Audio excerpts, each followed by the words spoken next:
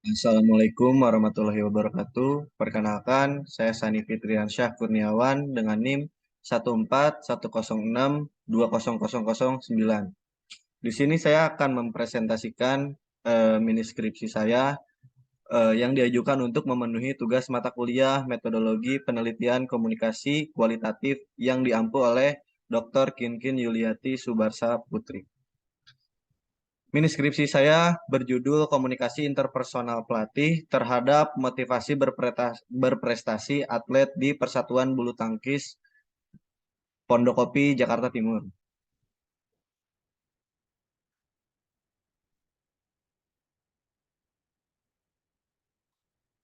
Pada halaman pertama terdapat bab 1 yaitu pendahuluan. Pada pendahuluan terdapat latar belakang yaitu salah satu olahraga yang memiliki prestasi paling banyak di Indonesia adalah olahraga bulu tangkis. Olahraga bulu tangkis di Indonesia bisa dibilang sangat populer karena performa para atlet yang jarang mengecewakan. Olahraga bulu tangkis di Indonesia sudah menjadi olahraga yang populer dari tahun 1968 karena sang legenda Rudi Hartono sering menjuarai kompetisi tingkat internasional di Inggris, yaitu kompetisi All England. Selain Rudi Hartono, atlet bulu tangkis pertama asal Indonesia yang menjuarai kompetisi tersebut adalah Tan Juhuk pada tahun 1959. Lalu, bulu tangkis merupakan olahraga permainan yang bisa dimainkan oleh satu orang lawan satu orang atau biasa disebut dengan tunggal atau single. Dan bisa dimainkan oleh dua orang lawan dua orang atau biasa disebut dengan ganda atau doubles. Kompetisi bulu tangkis bisa diikuti oleh pria dan wanita. Kompetisi profesional di Indonesia sudah banyak dilakukan di seluruh Indonesia. Kelas kompetisi yang diselenggarakan cukup beragam, mulai dari kelompok umur usia dini sampai dewasa. Dan selain itu juga ada kompetisi berdasarkan kelas kemampuan atau skill. Olahraga bulu tangkis di Indonesia banyak digemari oleh semua kalangan, mulai dari anak kecil, lansia, hingga bapak-bapak. Kegemaran masyarakat Indonesia terhadap olahraga bulu tangkis dapat dilihat dari banyaknya klub pelatihan atau persatuan bulu tangkis di Indonesia. Contohnya seperti PB Jarum yang memiliki program beasiswa terbesar di Indonesia dalam olahraga bulu tangkis, hingga klub-klub kecil yang ada di setiap kota. Persatuan bulu tangkis didirikan bukan tanpa alasan, melainkan untuk mencetak dan mengembangkan atlet dalam cabang olahraga ini. Akan tetapi, untuk menjadi atlet tidak hanya dibutuhkan skill dan pelatihan yang mendukung saja. Peran dan faktor pelatih dalam pelatihan yang dijalani juga mempunyai faktor yang penting dalam membangun prestasi atlet. Lalu selanjutnya pada pelatihan yang dilakukan oleh atlet di klub, pelatih membutuhkan adanya komunikasi yang dilakukan untuk berinteraksi dengan atlet. Terdapat dua jenis komunikasi secara umum, yaitu komunikasi verbal dan nonverbal. Singkatnya, komunikasi verbal merupakan bentuk komunikasi yang dilakukan secara langsung tanpa adanya maksud tertentu yang diberikan oleh komunikator terhadap komunikan. Lalu, sedangkan komunikasi nonverbal merupakan suatu komunikasi yang dilakukan secara tidak langsung, bisa melalui ekspresi wajah, bahasa tubuh, sentuhan, dan penampilan. Dalam berkomunikasi, kita memerlukan suatu kedekatan untuk memiliki kedekatan dengan penerima pesan atau komunikan.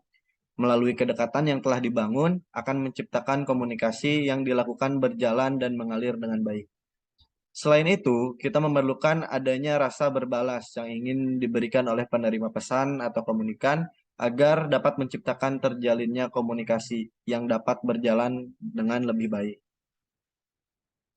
Lalu aktivitas komunikasi memiliki banyak cara untuk dilakukan. Menurut cara penyampaiannya, jenis komunikasi terbagi menjadi tiga, yaitu komunikasi lisan atau komunikasi oral, lalu komunikasi tertulis atau written, dan komunikasi visual. Pelatih merupakan seorang ahli yang memiliki kemampuan di bidangnya yang telah mempelajari hal yang ditekuninya secara khusus dan dengan waktu yang relatif lama. Cara berkomunikasi pelatih dengan atlet menjadi salah satu faktor penting untuk mencapai prestasi dan membangun motivasi yang ingin diraih oleh atlet. Oleh karena itu, bagaimana cara komunikasi yang efektif untuk pelatih dan atlet dalam pelatihan itu dinilai penting. Lalu, eh, karena latar belakang di atas, peneliti tertarik untuk mengungkap bagaimana komunikasi yang berjalan antara pelatih dengan atlet dalam membangun prestasi di bidangnya. Setelah latar belakang, lanjut ke fokus penelitian. Fokus penelitian ini berdasarkan latar belakang di atas, maka fokus penelitian ini adalah untuk meneliti bagaimana komunikasi interpersonal pelatih dalam membangun prestasi atlet di Persatuan Bulu Tangkis Pondokopi. Lalu selanjutnya ada tujuan penelitian. Tujuan penelitian untuk mengetahui komunikasi interpersonal yang dilakukan pelatih dalam membangun prestasi atlet di Persatuan Bulu Tangkis Pondokopi, Jakarta Timur. Setelah tujuan penelitian, ada manfaat penelitian. Manfaat penelitian terbagi menjadi dua, yaitu secara akademis dan secara praktis. Secara akademis, penelitian ini diharapkan dapat memperkaya ilmu pengetahuan dan wawasan serta wawasan mengenai komunikasi interpersonal pelatih terhadap motivasi berprestasi atlet.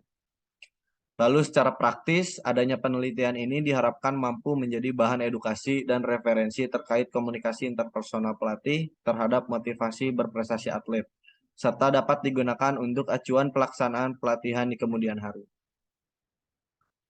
Setelah manfaat penelitian dan bab 1, lalu ada bab 2, yaitu landasan teori. Landasan teori terjadi menjadi beberapa subbab. Yang pertama ada konsep. Konsep menurut Kamus Besar Bahasa Indonesia mempunyai arti sebagai pengertian yang menggambarkan mental dari suatu objek yang tidak dapat diartikan secara bahasa.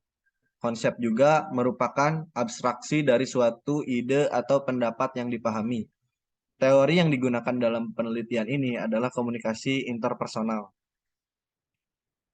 Lalu setelah konsep, ada pengertian komunikasi interpersonal. Komunikasi secara garis besar adalah sebuah interaksi satu orang dengan orang yang lain untuk menyampaikan informasi atau pesan baik secara langsung maupun tidak langsung. Komunikasi interpersonal merupakan sebuah proses komunikasi yang dilakukan secara tatap muka atau secara langsung antara komunikator dengan komunikan dalam menyampaikan pesan, ide, gagasan, dan lain-lain agar komunikasi yang terjalin dapat memberikan timbal balik yang efektif. Setelah pengertian komunikasi interpersonal, selanjutnya ada proses komunikasi interpersonal. Proses komunikasi interpersonal dimulai dari adanya suatu keinginan untuk berkomunikasi dan menggunakan suatu teknik bernama encoding dalam pemilihan tata bahasa, struktur, dan sebagainya. Lalu proses komunikasi interpersonal berlanjut pada pengiriman pesan dari komunikator kepada komunikan dan diterima oleh komunikan. Setelah itu, komunikan dapat mengartikan dan menafsirkan encoding dari komunikator menggunakan decoding. Langkah terakhir yaitu dengan memberikannya umpan balik atau feedback dari komunikan kepada komunikator. Lalu setelah proses komunikasi interpersonal, terdapat tujuan komunikasi interpersonal, yaitu komunikasi interpersonal memiliki beberapa tujuan, yaitu yang pertama adalah untuk mengenali diri sendiri, lalu menciptakan dan memelihara hubungan yang baik, mengubah sikap dan perilaku seseorang, mencari hiburan, dan membantu orang lain. Pada penelitian ini, komunikasi interpersonal bertujuan untuk menciptakan dan memelihara hubungan yang baik pada pelatih dan atlet, serta untuk mengubah sikap dan perilaku seseorang atau atlet dalam penelitian ini untuk memotivasi dalam berprestasi. Lalu yang selanjutnya adalah strategi memotivasi prestasi atlet. Memotivasi seseorang dapat tercipta dari adanya keinginan yang bersungguh-sungguh dalam pengalaman yang baik dan pengalaman yang baik. Dalam hal ini, komunikasi dapat dibentuk dengan beberapa cara, seperti menetapkan beberapa aturan yang harus ditaati, memberikan target pencapaian, dan membangun hubungan baik agar dapat terlaksana dengan baik. Prestasi tidak hanya tentang menjuarai suatu kompetisi atau memenangkan pertandingan, namun prestasi bisa juga dapat berupa kebanggaan atas usaha dan motivasi yang telah dilakukan untuk mencapai titik tersebut. Lalu pada subbab selanjutnya ada penelitian terdahulu atau penelitian sebelumnya. Pada penelitian ini terdapat beberapa penelitian terdahulu yang memiliki keterkaitan dengan variabel yang digunakan dalam penelitian ini, yang membahas mengenai lingkungan sosial dan budaya individualis, yang membahas mengenai, maaf, yang membahas mengenai komunikasi interpersonal dalam memotivasi prestasi atlet. Pertama, yaitu penelitian yang berjudul Peran Komunikasi Interpersonal Pelatih dengan Atlet Menembak Klub Brawijaya SC dalam meningkatkan prestasi pada kejuaraan nasional antar klub 2022 di tengah pandemi COVID-19 era new normal. Penelitian ini ditulis oleh Berliana Laili Rismayanti dan Kusnarto pada tahun 2022. Penelitian ini bertujuan untuk menjelaskan peran komunikasi interpersonal antara pelatih dan atlet dalam meningkatkan motivasi prestasi pada saat kejuaraan nasional. Metode penelitian yang digunakan dalam penelitian ini adalah kualitatif dengan studi deskriptif. Hasil dari penelitian ini membuktikan bahwa keterbukaan dan komunikasi yang baik antara pelatih dengan atlet dapat meningkatkan motivasi berprestasi. Lalu selanjutnya, penelitian terdahulu selanjutnya berjudul Interpersonal Communication Between Athletes and Coach of Student Activity Units in UNES oleh Limpad Nur Ahmad, Farona Suraya, dan Fajar Awang Irawan pada tahun 2020.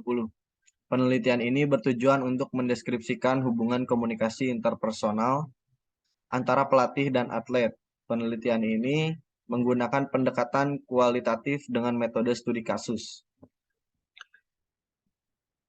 Penelitian terdahulu selanjutnya berjudul Komunikasi Interpersonal Antara Pelatih dengan Murid Bela Diri Jiu-Jitsu Indonesia di Dojo Wijaya Putra Surabaya oleh Christopher Prawira Sinaga dan Iwan Joko Prasetyo pada tahun 2020. Penelitian ini bertujuan untuk meneliti bagaimana komunikasi interpersonal yang dilakukan oleh pelatih dan atlet sehingga dapat menemukan perbedaan. Penelitian ini menggunakan pendekatan kualitatif dengan metode deskriptif. Penelitian terdahulu selanjutnya yaitu berjudul Pola dan Peran Komunikasi Interpersonal Antara Pelatih dengan Atlet dalam Menguatkan Motivasi Berprestasi Klub Woodball Kabupaten Grobogan oleh Yuva Fatmadela, Limpad Nur Ahmad, dan Hoiril Anam pada tahun 2022.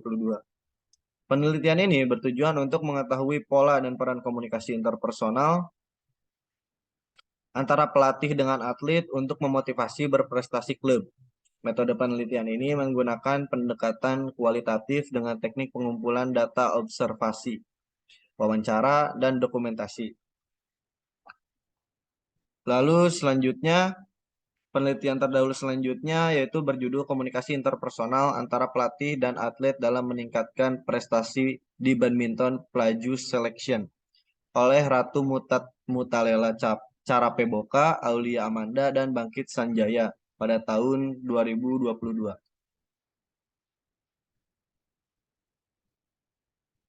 Penelitian ini dilakukan untuk meneliti tentang kaitan komunikasi interpersonal untuk meningkatkan prestasi atlet bulu tangkis untuk Pleju Selection. Metode penelitian ini menggunakan pendekatan kualitatif.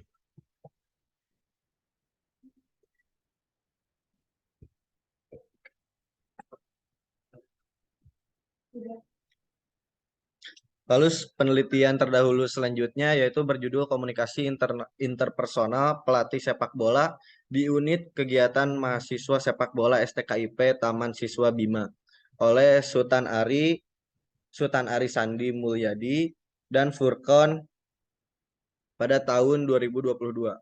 Penelitian ini bertujuan untuk menjelaskan proses komunikasi interpersonal yang dilakukan oleh pelatih dan atlet di unit kegiatan mahasiswa STKIP Taman Siswa Bima. Penelitian ini menggunakan metode survei dan angket.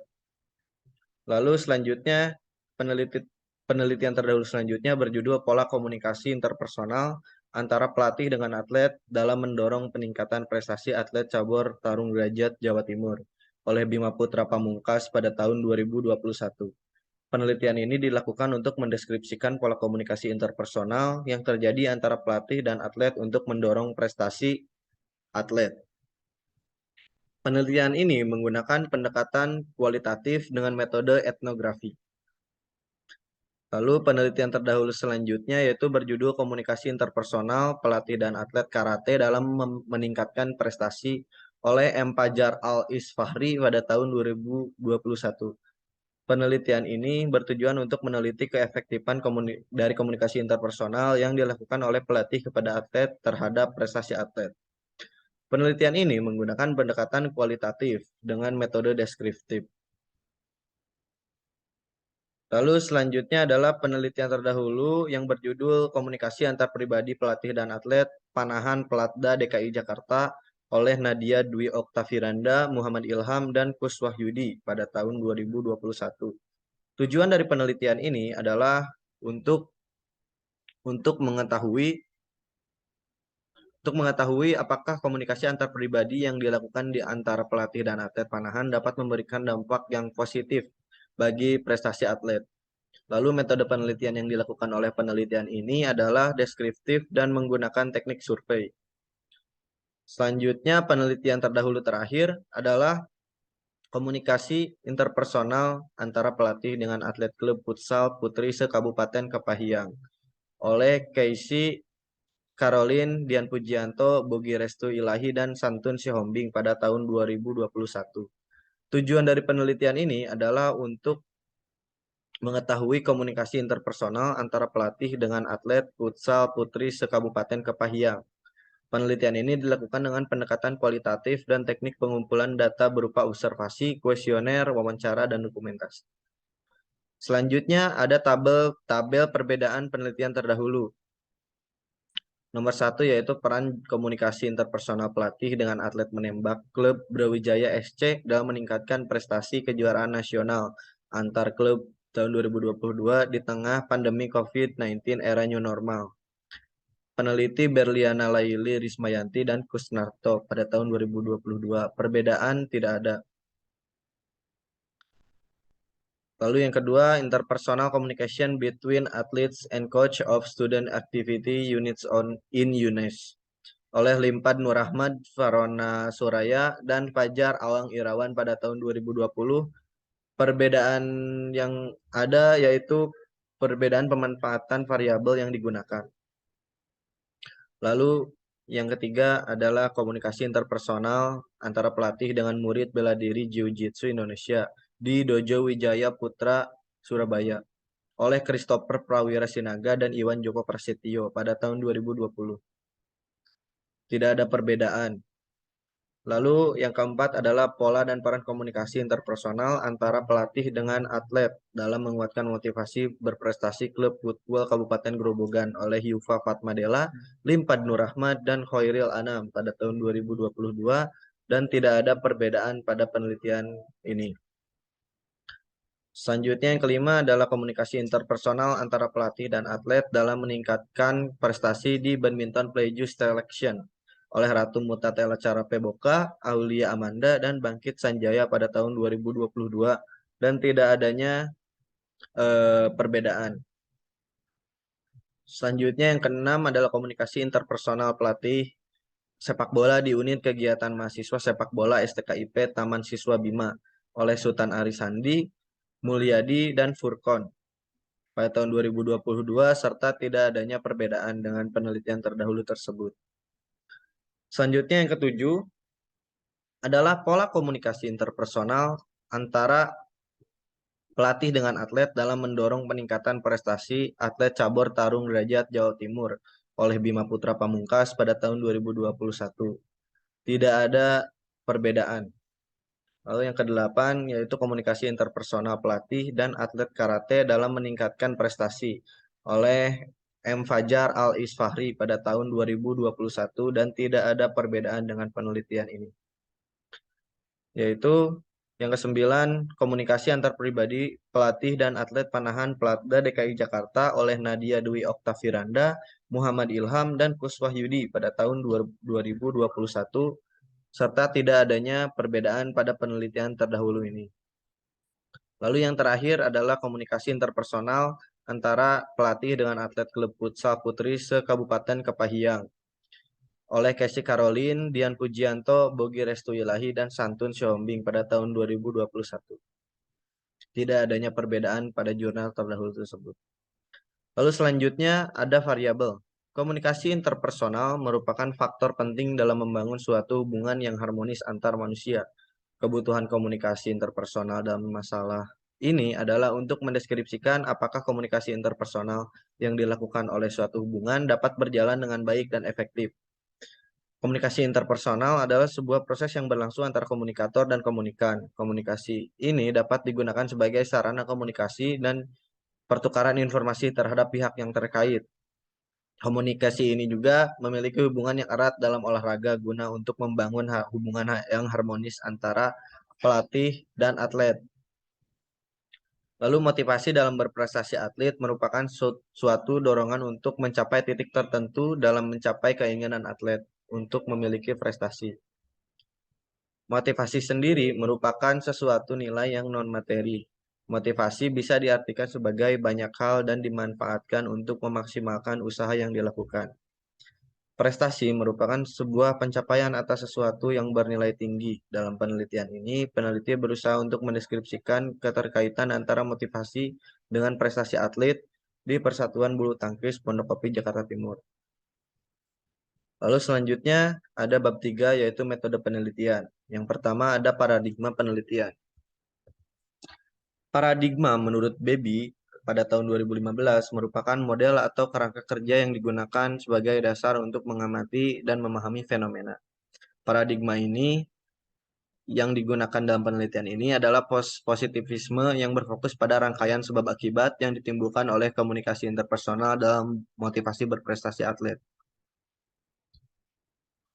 Lalu pendekatan penelitian. Pendekatan yang digunakan pada penelitian ini adalah pendekatan kualitatif. Penelitian kualitatif adalah kegiatan situasional yang menempatkan peneliti di dunia. Penelitian kualitatif adalah penelitian yang mengkaji objek sebagaimana adanya dan berusaha menjelaskan fenomena yang diberi makna oleh manusia. Metode penelitian. Metode penelitian ini adalah kualitatif studi kasus. Menurut Creswell pada tahun 2013, mengungkapkan bahwa pendekatan jenis ini dilakukan secara utuh, menyeluruh, dan mendalam dengan data yang berbeda sehingga penelitian ini dapat menemukan hasil yang sesuai dengan apa yang diharapkan. Teknik penarikan informan. Metode pengumpulan informan yang digunakan dalam penelitian ini adalah teknik sampling non-probabilitas. Metode ini memilih informan yang dianggap mengetahui dan menguasai masalah secara menyeluruh dan terpercaya. Lalu metode pengumpulan data. Metode pengumpulan data yang digunakan oleh peneliti merupakan observasi dan wawancara. Wawancara merupakan metode pengumpulan data melalui percakapan dengan informan atau narasumber. Percakapan yang dilakukan dalam wawancara memiliki aturan-aturan tertentu sehingga terstruktur dan terarah. Lalu observasi merupakan metode pengumpulan data dengan melakukan berbagai cara seperti merekam dan menganalisis untuk mendapatkan data. Dengan observasi, peneliti akan melihat secara langsung peristiwa yang terjadi secara asli tanpa adanya rekayasa tertentu. Pemilihan metode pengumpulan data ini dilakukan atas dasar mendapatkan data primer dari informan yang berkaitan dengan penelitian ini sehingga mendapatkan jawaban dari permasalahan yang dibahas. Lalu ada metode pengukuran data. Yang pertama ada keabsahan data. Keabsahan data mengabarkan data yang valid atau sah. Menurut KBBI, keabsahan memiliki arti sifat hukum atau legitimasi. Efektivitas juga memiliki arti yang sama dengan keabsahan data. Dalam penelitian ini dilakukan beberapa hal untuk menguji keabsahan data, yaitu triangulasi data. Triangulasi data mengacu pada kombinasi berbagai sumber keuangan yang diperiksa pada waktu, tempat, dan orang yang berbeda. Lalu selanjutnya ada reliability coding. Reliabilitas adalah pengujian yang dilakukan untuk mengetahui ketelitian pengukuran dan ukuran. Dalam penelitian kualitatif, reliabilitas sering disebut sebagai verifiability, yang berkaitan dengan pertanyaan tentang otentisitas penelitian di mana sesuatu itu objektif tergantung pada kesepakatan beberapa orang dengan pandangan, pendapat, dan temuan orang. Lalu ada metode analisis data. Metode analisis data yang digunakan dalam penelitian ini adalah menjelaskan pengalaman dan keterkaitan informan dengan fenomena yang diteliti, mengembangkan pertanyaan general dan khusus, memilih pernyataan yang signifikan, menuliskan deskripsi tentang apa yang dilakukan informan dalam penelitian dengan fenomena, menuliskan deskripsi tentang bagaimana pengalaman yang diteliti terjadi, dan menggabungkan deskripsi menjadi sebuah deskripsi hasil penelitian yang diteliti. Yang terakhir adalah keterbatasan dan kelemahan penelitian. Penelitian ini memiliki keterbatasan dari segi informan, yang memiliki waktu terbatas sehingga proses wawancara tidak dapat berakhir dengan memuaskan jawaban yang diinginkan oleh peneliti. Kelemahan dalam penelitian ini adalah kurangnya teori yang memperkuat penelitian dalam mendeskripsikan masalah ini. Lalu pada bagian terakhir terdapat daftar pustaka dari referensi yang digunakan untuk penelitian ini. Sekian dari saya, Sani Fitriansa Kurniawan. Assalamualaikum warahmatullahi wabarakatuh. Waalaikumsalam warahmatullahi